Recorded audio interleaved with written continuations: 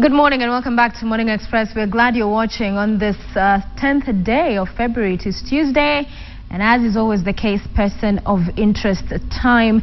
And my guest this morning needs no introduction. If you watch KTN, definitely on Sunday, we're just joking about it before we came on air, he carries the agenda for the morning show because he's on air 9 to 11 a.m. Of course, ministering not only to the country but the world. The founder and overseer of JCC, Bishop Allan Kiuna, is with me in studio. Thank you so much, Bishop, Thank you so much for inviting Karibu me. sana. Thank you, Sophia. Since I've not seen you this year, I can say Happy New Year, no? Happy New Year. Have you been telling people Happy New Year, those you've not seen yet? Yeah, you have to. You have to just catch up, but the year is moving on so well and so fast, And it's been a good one for you. I saw you celebrate 16 years anniversary just the other day. We are excited. You know, the church is growing, the ministry is doing good. It's a blessing to be on KTN and just bring the word of God to our generation. So we look forward for the next hour or so getting to know Bishop because we get to watch you minister every other Sunday, and you've written several books. We'll get to hear from you in that direction as well. But many don't know this man, Allan Kiuna. So where did you grow up? Where were you born? I was born in Jericho. I was actually born in Pumwani, and my mom and dad used to live in Jericho, and we were there for about 10 years. Then my mom and dad broke up and divorced. So my mom didn't have a good job, so we moved to Kariobangi North, and so I grew up in Kariobangi in a one-roomed house. I always say it was a self-contained house because everything was in the same place. The kitchen, the sitting room, and the bedroom were in one small room, and that's where I grew up as a young person and as a youth in Kariobangi Estate. And then I was in primary school in Kimathi Estate Primary School, which is in Eastlands. Then I went to Jericho High School, which is in Eastlands. Then I went to Parklands High School for my A-levels. And then after that I did accounting. So I'm an accountant by profession. What are your fondest memories of your childhood? To be very honest, is when my dad was sober, which was rare. My dad was not very. He really was an alcoholic. But those few moments of him being sober and taking us to Uhuru Park, taking us to the village back in Kiambu, those moments of just spending time with him as my dad, because after the time when my mom and dad broke up when I was 10 years old, I never had the opportunity ever again to share with my dad, because it's like, he left our lives and he was no longer in our lives anymore. So my fondest moments are those moments when dad would put me on his shoulders at Uhuru Park, fondest moments when he would come home, he's sober, and we'll have a family time, and he would talk to us stories about how he grew up and how he went to school and so forth. It's amazing, Sophia, that after it's all said and done, family moments are the most precious moments. They indeed are. So you said the last interaction you had was when you were 10, when they divorced? Actually what happened, when they divorced, my dad left the family and disappeared. And my mom, of course, now shouldered the burden of raising us up and taking us to school. And it was a real struggle. That's why we had to live in the slums. And it was a real struggle for her. But I thank God for my mother, because she said, no matter what, I'm going to give my kids education. And so she was earning very little money, about 1,800 shillings per month. And that's what we survived on until I went to Form 6. And so, but when I started the ministry and I started the church, the Lord spoke to me about looking for my dad and taking care of him. And I felt that it doesn't matter, because by that time, of course, because of alcohol, he had gone back to up country. He was living a very miserable life. Poverty had set in on his life. I said, I'm going to have to look for him, because, Sophia, I didn't have another father. He was my only father. So when I looked for him and I started to take care of him and to minister to him, he would come to my office, would share moments together. I wanted to, even though I had lost such a long time of not knowing him, I wanted to know a little bit about him. But sadly in 2006 he passed on. He had liver cirrhosis because of drinking so much. And it was it was sad, but I'm the one who conducted his funeral and laid him to rest. But the good thing is that before he died, he had already known the Lord. But that reconciliation and my heart forgiving him because of not taking care of me was also very important for me, because as a father, I didn't want to repeat the same mistake. Yeah, yes. Yeah, because as you just, were saying that, I was thinking to myself, how then, at such an early age, yes. Being taken away from your father, or just the marriage not working out, how are you then able to father, yes, after that? Absolutely. How are you able to be a father to somebody when you did not quite have much of that in your own childhood? It's called information. It's information, knowledge. Going out there and gathering knowledge. To be honest, Sophia, two challenges I had was, number one, being a good husband to my wife. Having seen how my dad was abusive with my mother. He was very abusive, physically, emotionally, in every way. When I was 8 years old, I remember telling my mom, let's kill this man, because I was very angry and protective of my mother. So it was always a challenge for me. How am I going to love my wife? And then also parenting, because I never had a model of a father. But information, I went out and bought books, and I read and I studied. I went out and asked questions. I looked for people who had succeeded in what I wanted to succeed in, and really inquired. And then I surrounded myself with people who are succeeding in the area that I want to succeed. Sophia, just because you have had a miserable past, that is not an excuse for a miserable future. You didn't choose where you were born. I didn't choose where I was born. I didn't choose the family I was born in. I used to admire other people who had good families and good, a good home to go to, but I didn't have that. But just because that's where I'm coming from doesn't mean that has to be my life. And so I went out and studied, and I want to encourage somebody just to go and read, buy books, study. Although reading, buying books and studying, Bishop, at the end of the day is not enough. The decision you made to actually forgive him, and when he did not ask for forgiveness, to seek him out when he did not come to you, yet he's the one who wronged you, that's powerful. That's powerful. You see, you don't forgive because the other person needs forgiveness. You forgive because you need the forgiveness. When you forgive, it is you who sets yourself free. Even if the other person doesn't want forgiveness, because sometimes people are so arrogant. They will do something to you and they don't care. Whether they forgive you or not, I've moved on. For you to forgive them is to release yourself, to be able to have victory. Because as long as you carry bitterness and anger and resentment in your heart, you will never be truly free. So forgiveness is freedom, setting yourself free. And so I also knew something, Sophia. If I don't forgive this man, I will have a problem in my home and with my kids, because I will perpetuate the same cycle. I needed to be the first one to break that cycle. And so I brought him in and I forgave him. And I took care of him. Not only forgave him, but I took care of him. I made sure he was comfortable, redid his house, made sure that he was living well. My mom didn't want anything to do with him. She had moved on long ago, and but I made sure that I took care of him until the day he passed on. Back to the life in the slums. I mean, did you at that particular time make up some decisions and make up in your mind that my life will never be a certain way? I'll make sure this and this happens so that I later in life do not have to live in this same place, or my children. What did that do to you, life in the slums, when you're growing up? Sophia, it's amazing, because in me was something I can't explain that wanted to live well. Even when I was there, there was just something in me that was telling me there's a better life than this. Would you see people driving and you're like, that's the thing. I want that. And I used to make my mom go crazy, because I always was telling her, Mom, one day I'm going to drive a car. One day I'm going to have a good home. One day, and she'd be like, son, just stop it. Just stop it. Whatever. Because I had that dream and that vision. And there was just that driving force. But my turning point came when I was 19 years old. Because from the time I was 14 to the time I was 19, I started to drink changa, I started to smoke bang, I started to drink busa. I mean, I just went crazy. And my mom actually thought she had lost me. And it was a spiral. I just went from bad to worse. When I did my Form 4 the first time, I failed badly because of being engaged in the wrong company and stuff like that. So I had to repeat. And I repeated and I passed. And I want just to say that because... And it's good that you repeat. Most people, after one off, that's it. You see, failure is not final. It's only failure if you don't get up.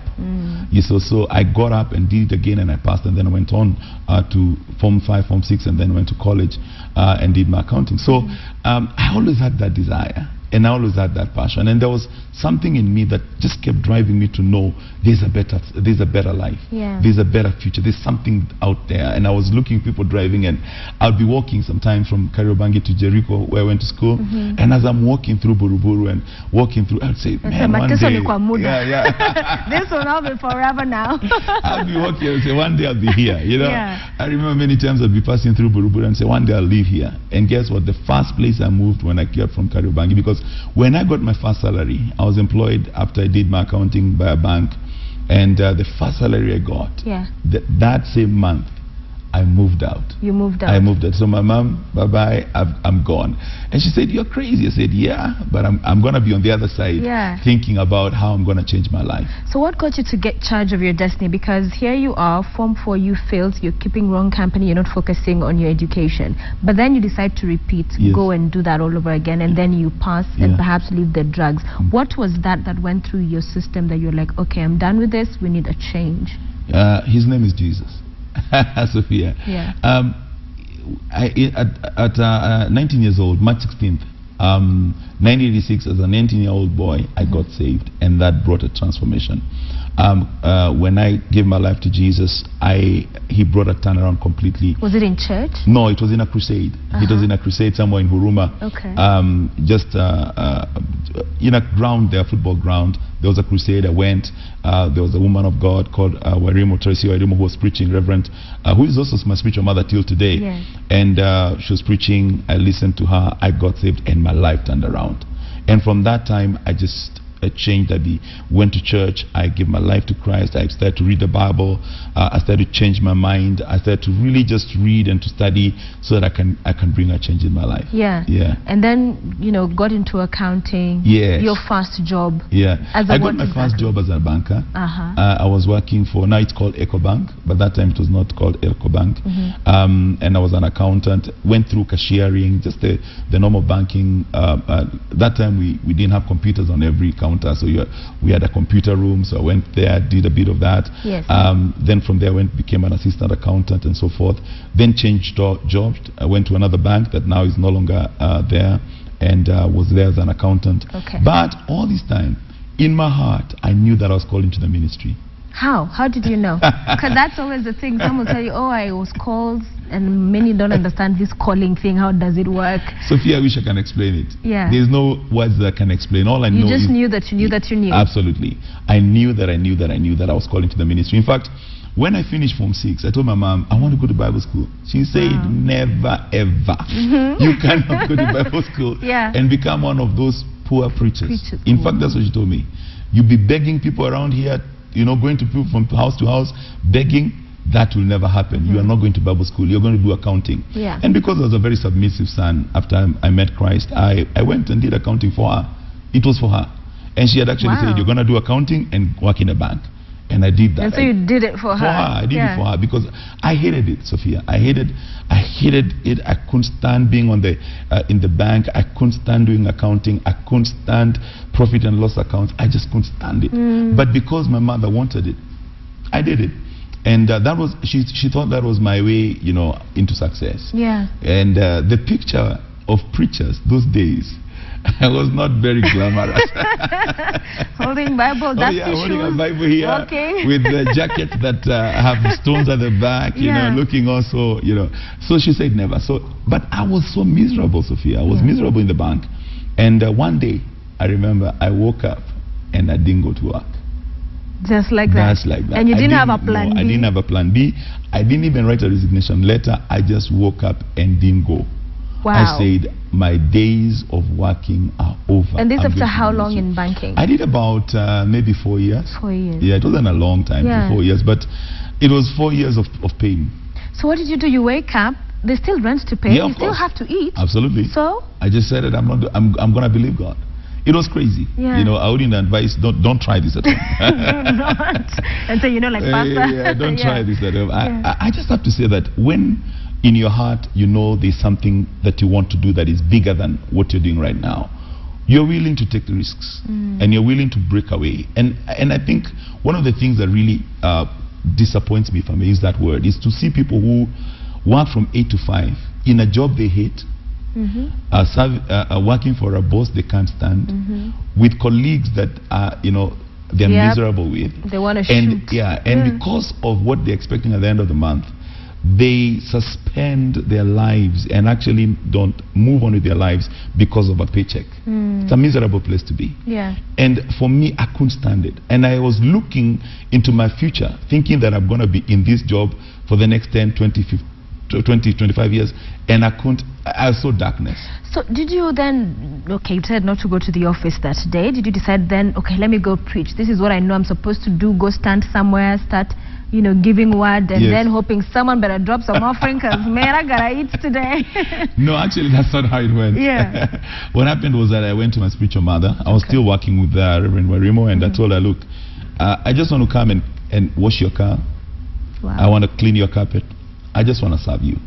Whatever it is that you want, drive you around, whatever it is that you want, I want to come and serve you. I became like an apprentice, and I started to give my, just to serve her. And as a result of that, she would just make sure that I'm fine, that I have clothes on my back, I have food on my table, and just make sure that I was okay. But we started doing crusades together. Would do meetings all over the country. We had a meeting going on at Uhuru Park at that time. So that's what I did. So I just went out and served her. And then, of course, after that, that's when I got to meet Pastor Kathy.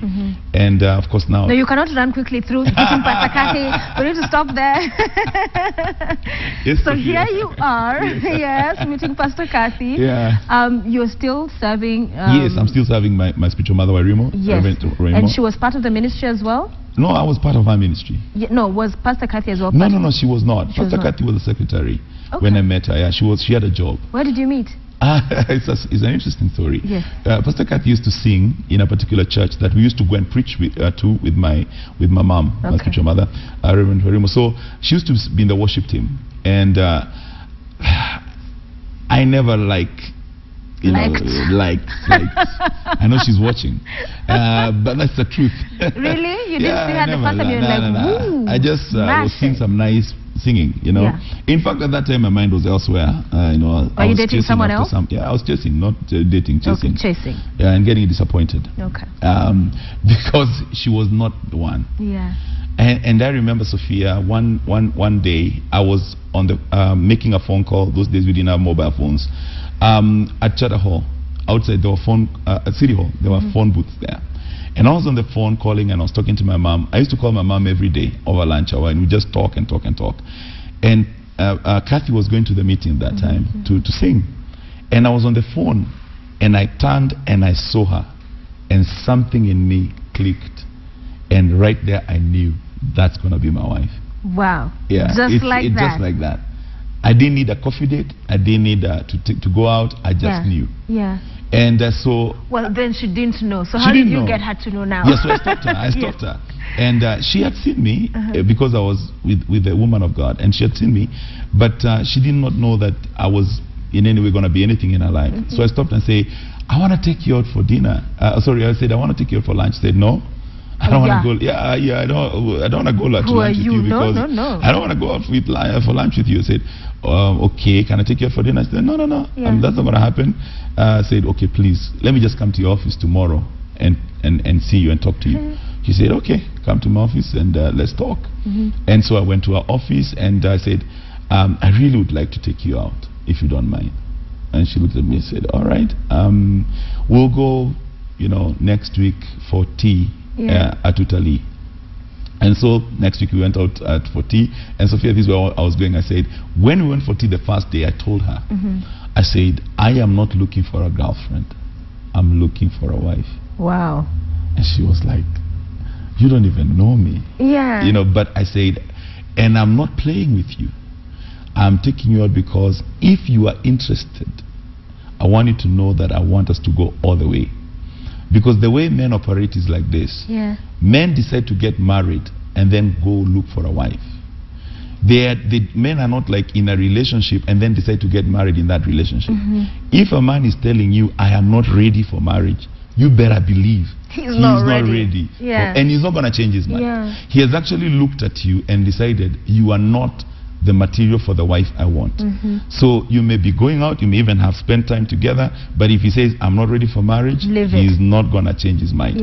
So it's very important early as we go for Valentine, even as you're going for Valentine and being taken out, if you really want to settle down, because, you know, different people are at different places. If you really want to settle down, it's important to ask that man, where is this relationship going?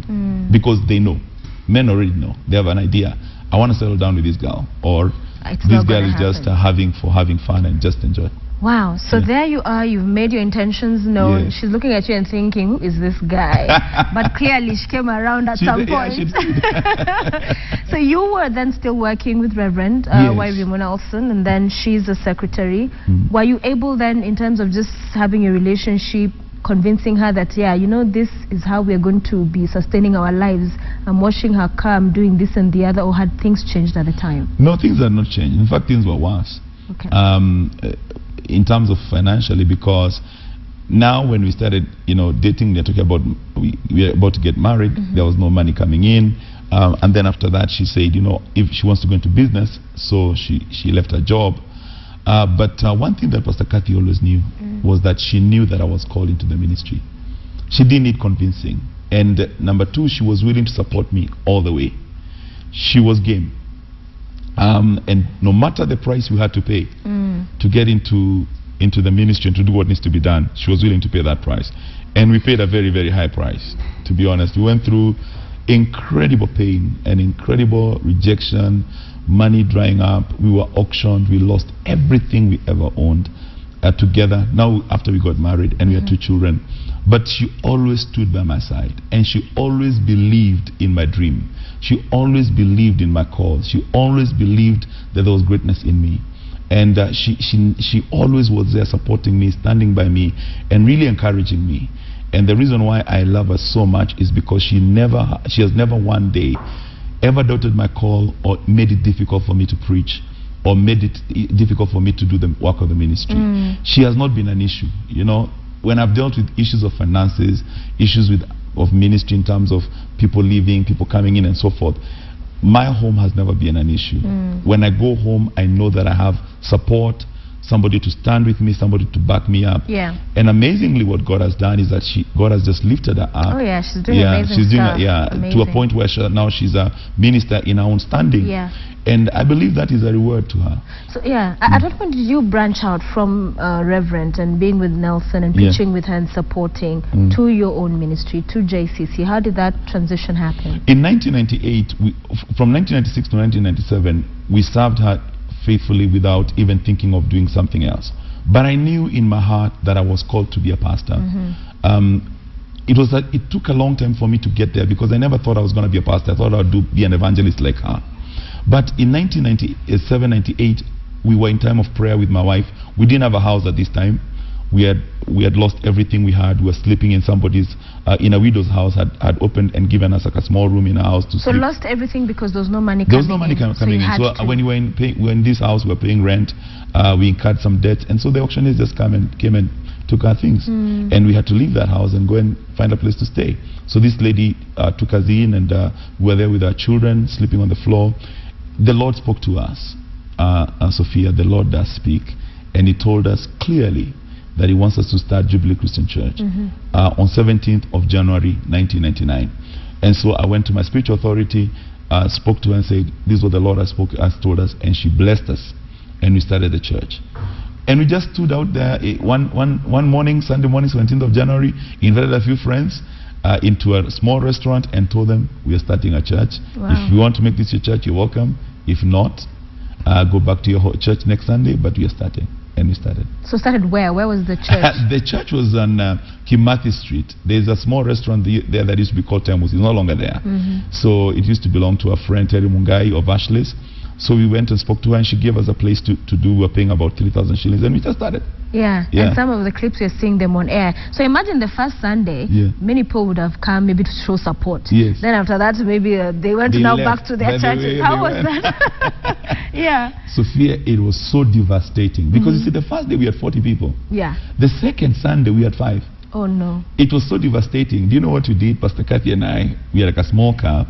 We went and parked in a petrol station in Gong. and we cried.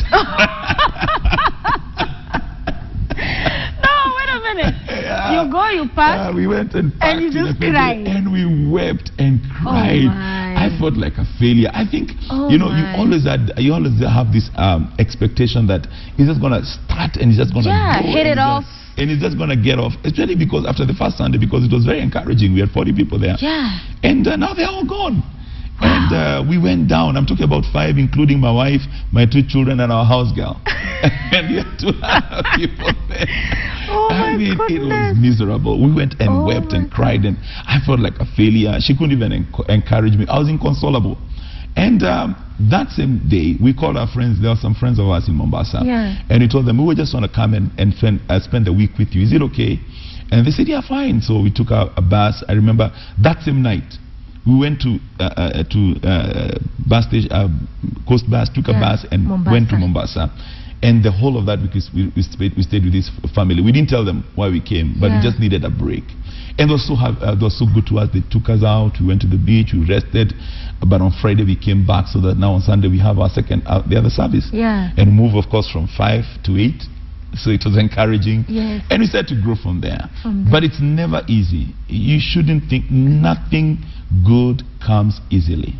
Wow. Everything good. When people watch us on Sunday morning and we have over 6,000 people in our church, they think, oh, these guys, it just happened. It just did not happen. It just did not happen. Yeah. Before we go back to the church, let me backtrack to you and Kathy. And she was a secretary. Was her family okay with all these challenges you are facing? Saying, this man, I think our daughter needs to come back to safety. This is now looking like it's going downhill real fast. Was family supportive, or are they thinking, man, this was a bad decision? To be honest, initially they were not. Yeah. I'll be very honest, you know. And they really didn't understand why we are behaving the way we are. First of all, our daughters were not in school. So, in fact, they called us for a family meeting. And they said, you know, guys, you were taken to school. You have lived well. Why are you taking your kids through this? In fact, these are the words I'll never forget somebody told us. Said, if one of you was not thinking, it would be good. But both of you not thinking oh my goodness, is a disaster. Yeah. They said, you guys, I mean, you've lost the plot. You are not doing anything. Yeah. What are you to them, you appeared to be in your own world. Of course, I mean, we had lost it completely. But you know, Sophia, it's so important when you have conviction of what it is that you know God has called you to do. Yeah. We were so convicted, we couldn't turn back. Because we had tried business, and we tried so hard, but it wasn't working. And then we didn't do it with joy. It didn't bring joy for us to do business. So it didn't matter who looked at us and said we are not going anywhere. We knew where we were going. You see, it's about what you are convicted on the inside that changes your life. Yeah. Not what people say on the outside. If you keep listening to what people are saying on the outside, you will never move. We never even consulted with family when we started the church. We just invited them. Because they didn't understand how. I mean, how. You see, now you can see it. But then, it was like, these guys are just crazy. They've lost their mind. They've lost their mind. But, you know, we stuck with it. And 1999, we stuck with it. We started. It took a lot of work. It took a lot of prayer. It took a lot of, you know, persistent consistency, being committed to what it is that we were doing to get to where we are today. So talk to us about your kids. Their names, their ages. Yes. My firstborn is called Vanessa. She's 24 years old. 24. She's a law graduate. She from Murdoch University. She's graduating this year. Nice. Yeah, so I'm so proud of her. Okay, yeah. Vanessa. Then my second born is called Stephanie. Stephanie is 19 years old. She's doing architecture, also in university in Perth. And then my last born is Jeremy. Jeremy is 14 years old, and he's in 9th grade. 9th grade. Yes. Amazing. Thank you. At what point did they start going to school? Because you mentioned earlier they were not in school, and guys are thinking they should be in school. So at what point because now they sound like they're doing amazing. Do you know, actually, Vanessa missed a whole year of school.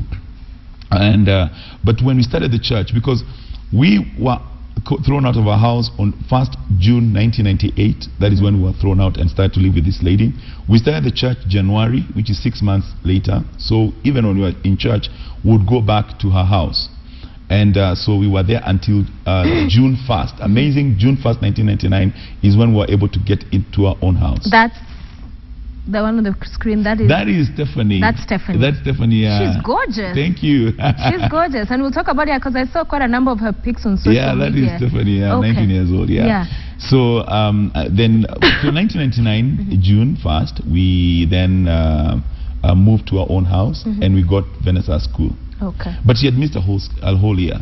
But Vanessa is so intelligent that when she went back to school, she didn't need to go back to that year. Yeah. She didn't need to. She just went back and caught up with everybody. Yeah. And after that, we moved her over to Rusinga, where she finished her grade, I think it was grade 12. And at 17 years old, she went to university and started to study law. Okay. Yeah. Let's talk about Jeremy a bit, because I was reading an interview that your wife did, Reverend Kathy. Yes. And she was talking about him and describing him as a child who reminds you as a couple of God's goodness. Yes. He was born with cerebral palsy. Yes, yeah. And you know, one looking at it, it's a challenge. First, for those who do not know, break it down for us. What is cerebral palsy? A cerebral palsy, Jeremy was born 5 months, 2 weeks in the womb. So he wasn't completely formed. So when he was born a premature, and so some of the functions of his body were not completely formed. Yeah. And so he struggles with walking and even writing. He's perfect in terms of talking, in terms of all the other functions, but he has to use a walker when he's walking. Okay. And to be honest, it's been a great challenge. But we've been praying for him and believing God that something good is going to happen. Yeah. But that is Jeremy. So he has to walk with a walker and move around with a walker. With a walker. Yes. For you as a pastor, and you know the Bible says he's Jehovah Rapha, God our healer. This child's coming into the world, Jeremy, and there you are praying, and now he still has to use a walker. Yeah. How do you reconcile? This is God who heals. Yeah. I am a pastor, I am ministering. Yes. In essence, I should be first in line in those blessings, Yes. you know? Yeah.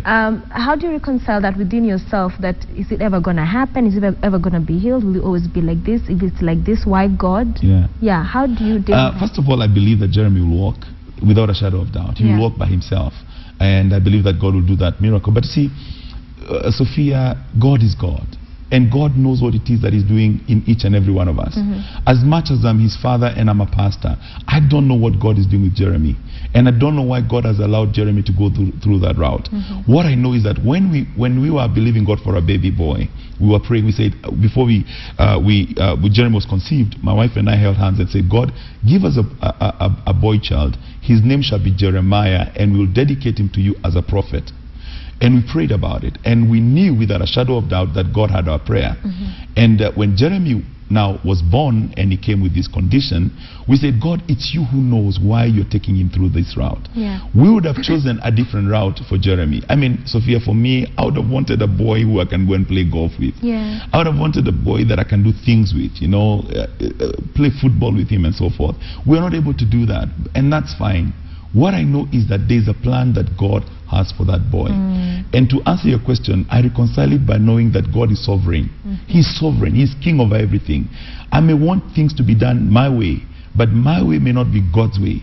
So I must get to a place where I surrender Jeremy to God, surrender everything to him and tell him, God, whatever it is that you're doing with this boy, you do it. At your own time, because I know he's going to be a prophet. I know he's going to be a man of God. At your own time, you're going to make all things work together for his good. Because God does that. He will make all things work together for his good. And one day, Jeremy will be a great testimony. In fact, right now, he's a great testimony. He has encouraged many. When he went to his school, he's in a new school now, and they were talking to him and asking him a few questions about his condition. He said, guys, do you know it could be worse? The teachers called us in, and they were crying. They said, Jeremy was telling us it could be worse. I could actually be in a position where I'm not talking, I'm not hearing, I have many problems. He said it could be worse. And Jeremy was telling them, I look at myself to be so fortunate and so blessed that I can be able to walk with my walker, that I can be able to eat and I can be able to be okay. I am not sitting here pouring saliva on myself. He said, I always look at the glass half full. Looking at the better side. Yes, not as half empty. And so he's been an encouragement, because sometimes, Sophia, it is not our victories that encourage people. It is the how we fought through challenges and overcame that encourage people. So I know that one day Jeremy will stand and preach to people who probably have gone even through worse than he has gone through. And because he can relate to them, and because there is a way that he can minister to them that nobody else can, he'll be able to touch their lives like nobody can.